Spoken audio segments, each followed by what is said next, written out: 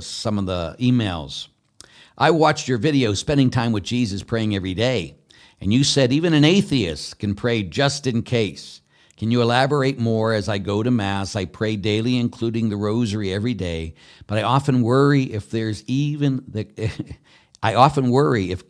God even exists. Are acts of faith enough? Mother Teresa, if you ever read a lot of her stuff, one of her letters to her spiritual director, Mother Teresa said that she often wondered, I don't know if the word's often, but she wondered if Jesus was real. And it was more of a temptation because Mother, if you read her life, for 50 years she was almost in darkness when she went to pray.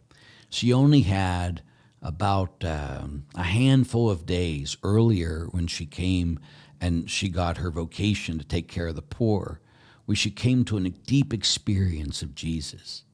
And so that is what kept her going when she was in the darkness. But she always acted and always entered in to her daily prayer, her time in front of the Blessed Sacrament, focused on Jesus and being disciplined. Because again, following Jesus, it isn't about how we feel as we talk about, but it's that commitment of our life. That being said, Jesus is still calling us into a resurrection experience of Him.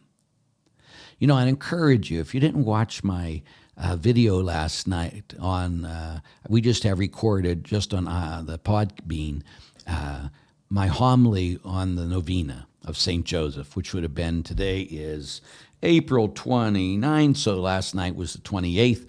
And go there, it's online right here. And it's very, again, if you're going to watch the video, just skip and get to the homily, so just get there.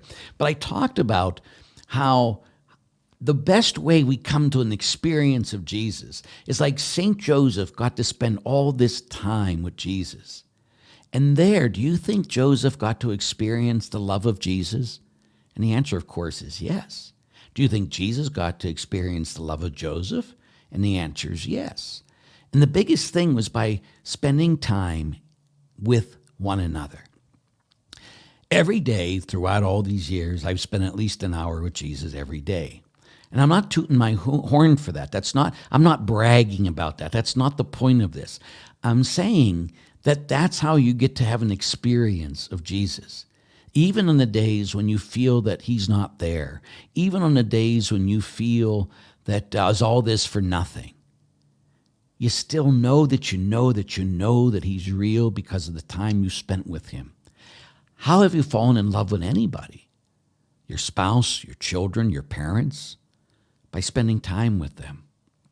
And the problem is we can say words, we can say a rosary, we can say Divine Mercy Chaplet, we can say a lot of prayers without just being with Jesus.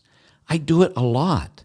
When every morning, like this morning, I was up at 3:55 and I spent my time with Jesus and I did my rosary and I did the Divine Mercy Chaplet, and I was halfway through the rosary where I realized I was going through the motions. I wasn't being with Jesus. My mind was 1,000 other places. And so I had to refocus. It's okay. Being with Him is what He wants. Like if you have a baby and you're holding this baby in your arms, and the baby's playing with your hair, or he's picking your nose. It's disgusting, I know. Or he's playing with your ear, or he's sleeping, or she's sleeping. It doesn't matter, does it? Because that baby wants to be with you, and you want to be with that baby. When we just want to be with Jesus, even when we don't want to be, but Lord, I'm here because I love you, then that carries us through. There are times I don't feel like doing a holy hour. And so, but I was committed years ago. I said, Lord, I'll never go to bed without doing a holy hour. I'll never do it. So even if I'm on the road and I come and I haven't done the holy hour because I've been flying all day and been in airports. So when I get home and it might be 1:00 in the morning and I haven't done a holy hour, I go and I sit in the church and I pray. And guess what? Sometimes I fall asleep. But when I wake up, I don't do it on purpose. But when I wake up, I've been with Jesus.